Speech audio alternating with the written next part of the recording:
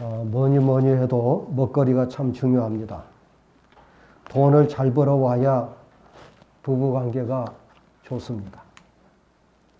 아버지의 권위가 섭니다. 연봉을 빵빵하게 주는 회사가 최고입니다. 내가 살기 편하고 넉넉해야 대통령을 지켜 세웁니다. 별별 소리 다 해도 우리 사회에서는 돈이 최고입니다. 부인할 수 없는 사실입니다. 내 주머니가 모든 일을 판단하는 기준이요 근거입니다. 출애굽 백성들도 그랬습니다. 애굽에서 노예였던 그들이 모세를 따라서 출애굽하여 자유를 찾았습니다. 2달 보름이 지나 신광야에 이르렀을 때 애굽에서 가지고 나온 그 모든 양식은 다 떨어졌습니다. 주변은 나무 한 그루, 풀 한 폭이 찾기 어려운 광야지대입니다. 허기진 배를 채울 수 없었습니다. 어느덧 자유를 찾은 기쁨은 사라지고 여기저기서 불만이 터져 나왔습니다. 드러내놓고 모세와 하나님을 원망했습니다. 비록 애굽에서 살 때는 먹거리가 풍족하지 않았느냐? 어쩌자고 모세는 우리를 이 삭막한 광야로 끌어냈다는 말이냐? 이럴 줄 알았더라면 차라리 애굽에서 여호와의 손에 죽었던 것이 낫지 않았겠느냐? 얼마나 모세와 하나님을 원망했는지요. 16장 1절부터 12절까지 원망이라는 단어를 세보니까 무려 7번이나 나옵니다. 하나님께서 이스라엘의 원망을 못 들으셨을까요? 들으셨습니다. 보셨습니다. 아셨습니다. 그리고 모세에게 이렇게 말씀하셨습니다. 보라, 내가 너희를 위하여 하늘에서 양식을 비같이 내리리니 백성이 나가서 일용할 것을 날마다 거둘 것이라. 4절에 있는 말씀입니다. 때로는 원망도 하나님께서 들으시고 하나님께 통한 것 같습니다. 하늘에서 양식을 비같이 내려주시다니 정말 놀랍습니다. 어떤 부족이나 민족도 자기들의 신이 하늘에서 먹거리를 비같이 쏟아 주었다라는 이야기를 들어본 적이 없습니다. 그런 전설도 없습니다. 기적 중에 기적입니다. 이런 기적을 통해서 하나님께서 이스라엘 백성에게 일용할 양식을 제공하시겠다고 약속하실 겁니다. 다만 이스라엘 백성이 해야 될 일은 있습니다. 날마다 밖에 나가서 그것을 거두어야 된다는 겁니다. 날마다 나가서 거두는 일, 그렇게 힘든 일은 아닙니다. 어린아이들도 할 수 있습니다. 다음 구절 보면 16장 4절 하반절을 보면 이렇게 되어 있습니다.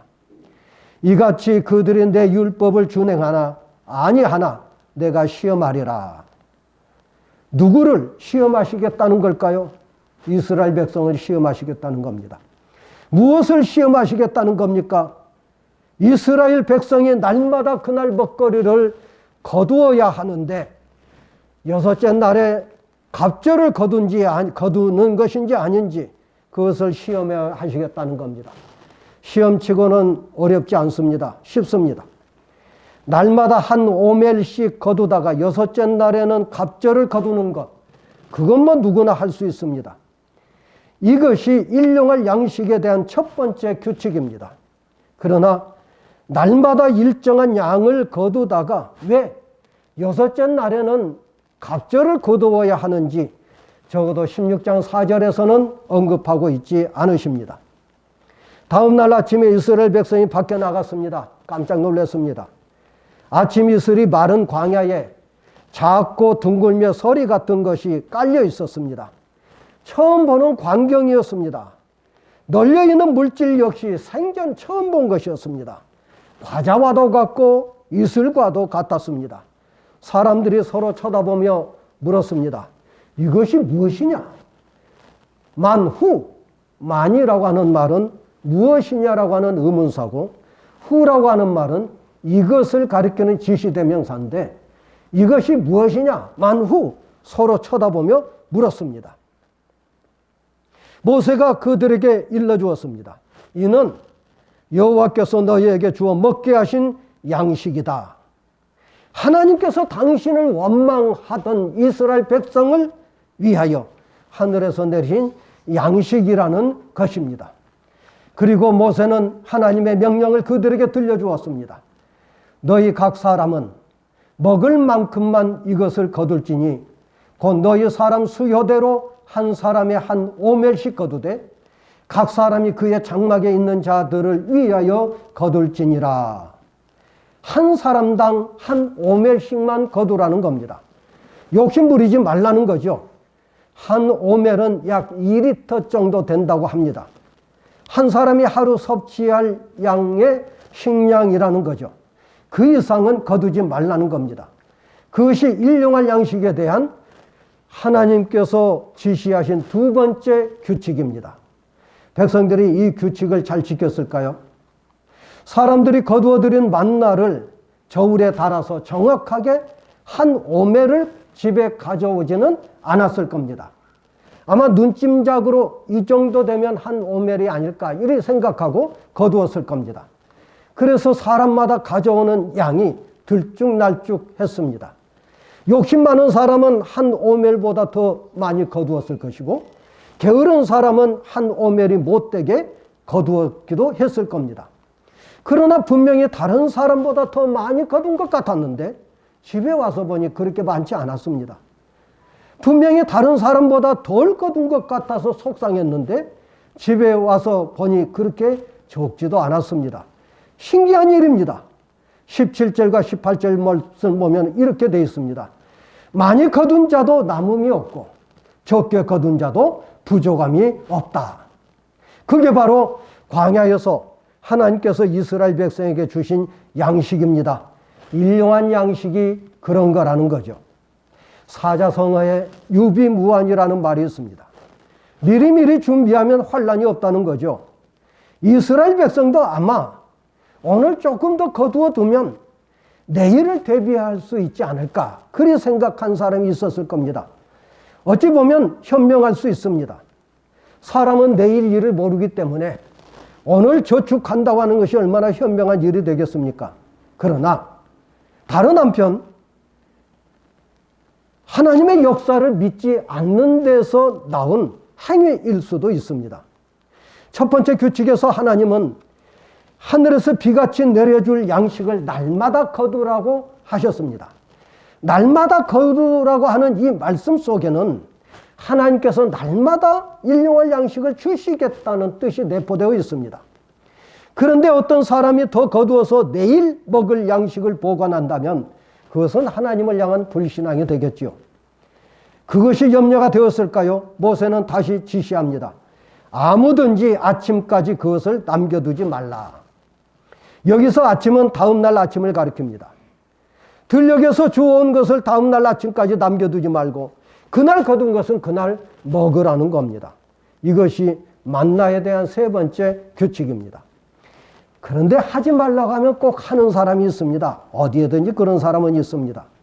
당시 이스라엘 백성 중에도 그런 사람이 있었던 것 같습니다. 모세가 말했다고 해서 그것을 문자대로 받아들일 사람이 어디 있나? 모세의 말은 각자 상황에 맞게 적용해야 되지 않는가? 거지것대로 듣고 행하는 사람이 어디 있겠는가? 답답하게 율법대로 살지 말고 사람은 융통성이 있어야 돼. 아마 그런 식의 말을 하면서 그리고 다음 날까지 보관한 사람이 있었습니다. 그랬더니 여기저기 곰팡이가 생겼습니다. 냄새가 났습니다. 벌레도 생겼습니다. 이미 썩어서 먹을 수가 없었습니다. 사람이 하는 일은 다 그렇습니다. 유비무환도 때로는 허사가 되는 것이 너무너무 많습니다. 그렇게 며칠이 흘렀습니다. 앞에서 보았던 첫 번째 규칙에서 모세는 이스라엘 백성에게 날마다 거두되 여섯째 날에는 갑절을 거두라고 말씀하신 바 있습니다. 한 사람당 두 오멜을 거두라는 거죠. 모세는 그때 그 이유를 말하지 않았습니다. 이제 모세가 그 이유를 말씀하고 있는데 23절에서 이렇게 일러주고 있습니다. 내일은 휴일이니 여호와께 거룩한 안식일이라. 너희가 구울 것은 굽고 삶을 것은 삶고 그 나머지는 다 너희를 위하여 아침까지 간수하라. 내일은 무슨 날이라고 했습니까? 휴일이라는 거. 누구의 휴일이겠습니까? 백성들의 휴일이죠. 그런데 백성들의 휴일인데 그날은 백성들의 날이 아니라는 겁니다. 여호와께 거룩한 안식일이라는 거죠. 여호와께 거룩한 안식일인데 그 안식일, 여호와의 안식일이 백성들에게는 휴일이 된다는 거예요. 안식일은 하나님의 날이 분명한데 쉬는 것은 사람이 쉰다는 겁니다. 그러니 오늘 만나를 삶을 것은 삶고 구울 것은 구워 먹되 나머지는 내일까지 보관해 두라 하는 것입니다. 앞에서 어떤 사람이 다음 아침까지 만나를 보관했다가 냄새가 나고 벌레가 생긴 것을 우리가 봤는데요. 따라서 다음 날까지 두지 말라는 것이 세 번째 규칙인데 이제 네 번째 규칙에서는 그 반대되는 규칙을 말씀하신 겁니다. 여섯째 날에는 평일보다 갑절을 거두어서 일곱째 날에 그것을 먹도록 하라는 겁니다. 이 규칙을 지킨 결과 어떻게 됐을까요? 다음 날까지 간수했지만은 만나는 냄새도 나지 아니하고 벌레도 없었습니다. 싱싱했습니다. 먹기에 상큼했습니다. 정말 신기한 일이죠. 모세가 그 이유를 25절에서 말씀하고 있습니다. 오늘은 여호와의 안식일인즉 너희가 들에서 그것을 얻지 못하리라. 이유는 간단합니다. 일곱째 날은 여호와의 안식일이고 그래서 밖에 나가서 아무리 수고를 해도 얻지 못한다는 겁니다. 그것이 안식일의 신비올시다. 안식일을 어기고 밖에 나가서 아무리 구해도 얻을 수 없다는 사실. 그게 바로 안식일의 신비지요. 그러나 사람 심리가 참 이상합니다. 하지 말라고 하면 꼭 하는 사람이 생깁니다. 어디에나 그런 사람이 있습니다. 안식일이 되자 꾸역꾸역 밖으로 나간 사람이 있었습니다. 어떻게 됐을까요? 일용할 양식을 하나도 얻지 못했습니다. 왜 얻지 못했을까요? 안식일이 때문에 얻지 못했습니다. 사람의 안식일일까요? 아니라는 거죠. 여호와의 안식일입니다. 하나님의 날인 거죠. 따라서 안식일은 사람을 위해서 사용하는 날이 아니라는 겁니다. 그날은 오직 하나님께 영광을 돌리는 날이어야 된다는 거죠. 그럼에도 어떤 사람이 무엇을 얻을까 하여 들에 나갔다는 것 아니겠습니까? 하나님께서 그것을 보셨습니다. 그리고 하나님께서 한 말씀 하셨습니다. 어느 때까지 너희가 내 계명과 내 율법을 지키지 아니하려느냐? 28절에 나옵니다. 앞에서 보았던 규칙들은 모두 하나님께서 제정하신 율법이요 계명이라는 겁니다. 하나님의 계명은 반드시 하나님의 백성이 지켜야 될 규범입니다. 선을 넘으면 안 된다는 겁니다. 선을 넘지 말고 율법을 지킨 사람이 현명한 사람이라는 것을 반어법적으로 지금 말씀하고 계신 겁니다. 어느 때까지 너희가 내 계명과 내 율법을 지키지 아니하려느냐. 이스라엘 역사 가운데서 가장 불행하고 비극적인 사건이 많이 있지만 그 가운데서 가장 비극적인 사건이라면 주전 587년에 예루살렘이 함락되는 일이었습니다. 열왕기하 25장 9절로 12절과 예레미야 52장 12절로 14절에 자세하게 묘사되어 있습니다. 바벨론 왕 느부갓네살이 사령관 느부사라단을 앞세워서 예루살렘을 함락시켰습니다. 유다 최후의 왕이었던 시드기야가 보는 앞에서 두 왕자, 자신의 두 아들이 참수당했습니다. 시드기야의 눈은 두 눈 다 뽑혔습니다. 그리고 바벨론으로 압송해 갔습니다. 하나님의 집인 성전은 불태워졌습니다. 역대 왕들이 살았던 왕궁은 불태워졌습니다. 귀족들이 살고 있던 저택들은 모조리 찾아서 불태웠습니다. 예루살렘을 둘러싸고 있던 성벽을 완전히 파괴했습니다. 항복한 자들과 남은 자들은 붙잡아서 포로로 끌어갔습니다. 성전 앞에 세워진 두 개의 거대한 녹기둥과 받침대, 거대한 수조였던 놋바다를 뜯어갔습니다. 성전의 가마들, 부삽들, 부집개들, 숟가락들, 녹그릇, 헤아릴 수 없는 많은 기구들을 모두 쓸어갔습니다. 성전 벽에 묻어 있었던, 발라져 있었던 금 까지 모두 다 벽에서 뜯어갔습니다. 예루살렘 성전에 남은 것은 아무것도 없었습니다. 하나님의 성 시온이 폐허가 됐습니다. 가장 불행하고 비극적인 사건이 주전 587년에 있었던 바로 이 사건입니다. 주전 537년 신흥 제국 페르시아가 바벨론을 함락시킵니다. 페르시아의 황제 고레스는 바벨론을 함락시키자마자 바벨론에 끌려왔었던 유다인 포로들을 즉시 고토로 돌려보냈습니다. 그리고 너희들의 신을 섬기고 너희들의 하나님을 예비하며 살아라 했습니다. 그들 가운데 느헤미야라고 하는 사람이 있었습니다. 느헤미야는 페르시아의 총독으로 임명받고 예루살렘으로 돌아왔습니다. 그는 숱한 반대를 물리치고 천신만고 끝에 예루살렘 성벽을 다시 쌓아 올렸습니다. 성전이 이미 재건되었고 성벽이 축성되었습니다. 어느 정도 다윗 왕국의 기틀을 다시 마련해 가는 듯 했습니다. 그런데 느헤미야가 있어서는 안 될 일을 목격하고 맙니다. 안식일에 어떤 사람이 술투를 받고 있었습니다. 다른 사람은 곡식단을 나귀의 시로 운반하고 있었습니다. 또 다른 사람은 포도주와 포도와 무화과 그리고 여러 짐을 싣고 예루살렘에 가져와서 좌판을 열고 팔고 있었습니다.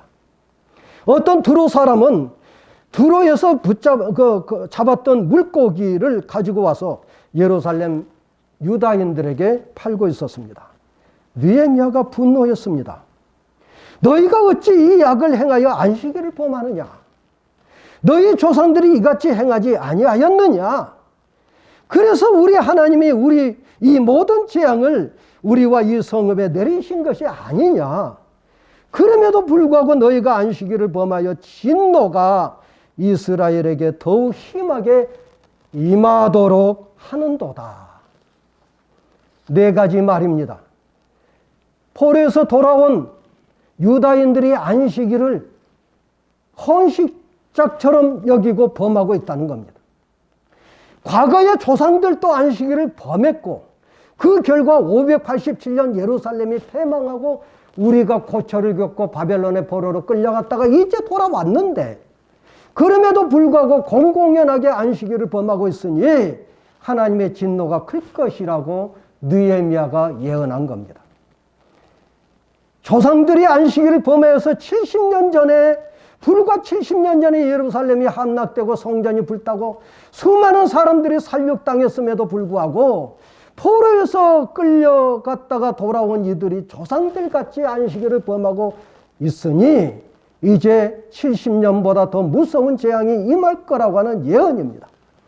다시 한번 이 예언을 말씀드리며 이렇습니다.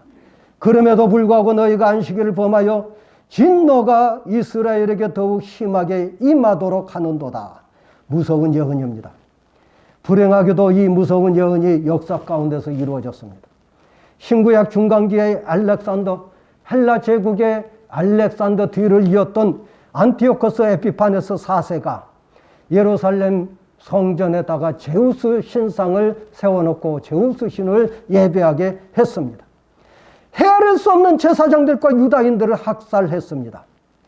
주후 70년에는 로마의 티투스 장군이 예루살렘을 완전히 파괴시켜버렸습니다. 100만 명이 넘는 유대인들을 학살했습니다. 성전은 흔적도 없이 불태워버렸습니다. 그리고 2000년 동안 유럽인들은 유대인들을 증오하며 그리고 죽였습니다. 20세기 나치 독일의 히틀러는 600만 명 이상의 유대인들을 청소했습니다. 슬픈 일이지만 느헤미야의 예언이 그대로 성취된 것입니다. 그래서였을까요? 현대 정통파 유대인들은 안식일에 매우 철저합니다. 그들에게 안식일은 자신과 가족과 민족을 성결케 하는 날입니다. 가정주부는 금요일 저녁부터 시작되는 안식일을 위하여서 화요일부터서 준비를 합니다. 화요일에 계획을 세웁니다. 수요일에 장을 봅니다. 목요일과 금요일에는 음식을 만듭니다. 일주일 내내 안식일을 준비한 거죠. 그러다가 금요일 저녁이 되면 촛불을 밝힙니다. 집안에 티 하나 없이 청소를 합니다. 가장 귀한 그릇과 식탁보를 그리고 냅킨을 가지고서 식탁을 꾸밉니다. 식탁에 꽃도 준비합니다. 음식은 정성을 다하여서 준비합니다. 아이들은 깨끗이 목욕시켜주고 흰 와이셔츠와 넥타이를 메어줍니다. 그 위에 까만 양복을 입혀줍니다. 아무리 어린아이라 하더라도 걸을 수만 있으면 이렇게 의관을 챙겨주었습니다. 그렇게 정장을 갖춘 온 가족이 손을 잡고 금요일 해지기 전에 회당에 갑니다. 해지기 전 30분 전에 회당에서 기도를 시작하여 해가 진 후 30분 후에 기도를 끝냅니다. 다시 집으로 돌아와서 가족은 토요일 날 돌아온 다음에 그 가족이 토요일 날 아침에 다시 회당으로 가서 회당 예배에 참석합니다. 오후에 집에 돌아오면 토요일 오후에 가족이 모여서 예배를 드립니다. 이 예배 순서를 보면 대개 이렇게 되어 있습니다.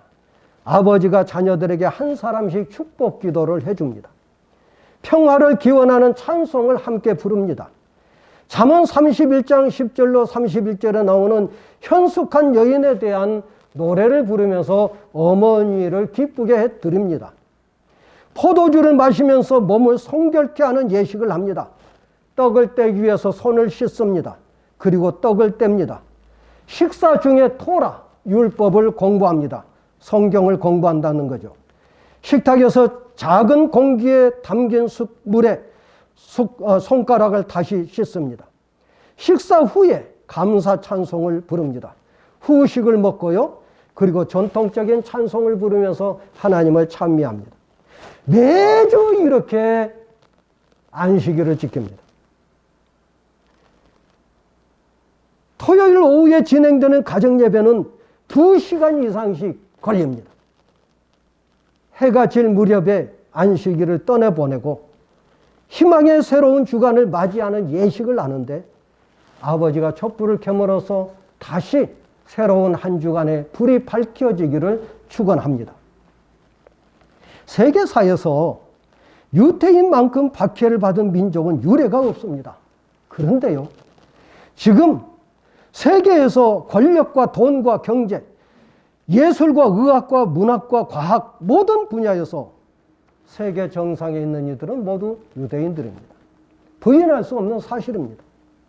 수천 년 동안 인종 청소의 대상이 되었던 그들이 어떻게 그렇게 모든 분야의 최고가 될 수 있었을까? 유대교 랍비인 마빈 토게오는 이렇게 한마디로 정의합니다. 유대인이 안식일을 지킨 것이 아니라 안식일이 유대인을 지켜주었다. 답은 안식일에 있습니다. 그들이 목숨 걸고 여호와의 안식일을 지켰기 때문에 하나님께서 그들의 보상하신 것이 아니고 무엇이겠습니까? 하나님께서 일용할 양식만 그들에게 주신 것이 아닙니다. 세계에서 최고가 되게 해 주셨다는 것입니다. 세계적인 사회심리학자요 정신분석학자였던 에릭 프롬이라고 하는 사람이 있습니다. 독일에서 태어난 유택의 미국인인데요. 그의 저서 가운데 소유냐 존재냐라고 하는 책이 있습니다. 이 책에서 프롬은 소유적인 인간과 존재적인 인간의 삶의 양식을 대비시켜서 말합니다. 프롬에 의하면 소유적인 인간은 자기가 가진 것을 의지합니다. 그러나 존재적인 인간은 자신이 존재하는 것, 자신이 살아있는 것, 새로운 무엇이 탄생하는 사실에 자신을 내어 맡깁니다. 따라서 우리는 얼마나 많이 가지느냐라는 소유적인 인간보다 과연 어떤 존재인가라는 존재적인 인간을 지향해야 된다는 겁니다. 어떻게 그럴 수 있을까요? 프롬이 내놓은 해법은 안식일에 있습니다. 프롬은 이렇게 말을 합니다. 안식일을 지키는 것은 단 하루라도 소유적인 양식에서 벗어나 존재적 양식으로 바뀌는 것이다. 단 하루라도 소유적인 양식에서 벗어나 존재적인 양식으로 바뀌는 것이다. 그게 안식일을 지키는 것이다 하는 겁니다. 여러분, 소유를 포기하라는 것이 아닙니다. 우리에게 일용할 양식은 반드시 필요합니다. 엿새 동안 얼마든지 일용할 양식을 얻기 위해서 열심히 일을 해야 되고 할 수 있다는 겁니다. 그러나 안식일을 범하면 얻은 것은 아무것도 없습니다. 책망과 징계가 있을지 모르겠습니다. 여러분 주일날을 지키시기를 바랍니다. 그리스도의 보혈로 구속받은 하나님의 자녀라면 단 하루, 7일간의 단 하루 주님의 날만큼은 존재적 양식으로 돌아가야 된다는 겁니다. 6일 동안 소유적인 양식으로 열심히 살고 열심히 벌어야 되겠지만 단 하루만큼은 존재적인 양식, 하나님의 아들로서의 존재, 예수 그리스도의 보혈의 피로서 구속받은 존재, 그 존재는 소유에 대한 욕망을 단 하루 내려놓고 영과 진리로 하나님을 예배하는 데 있습니다. 자신이 하나님의 존재라는 것을 여러분 하나님의 자녀라는 것을 여러분 확인하시기를 바랍니다. 우리가 주일을 지키면 주일이 우리를 지킵니다.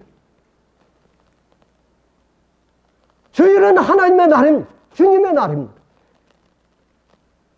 주님의 날을 성결하고 정결하게 지켜서 하나님 보시기에 아름다운 주의 자녀들 저와 여러분이 되시기를 축원합니다.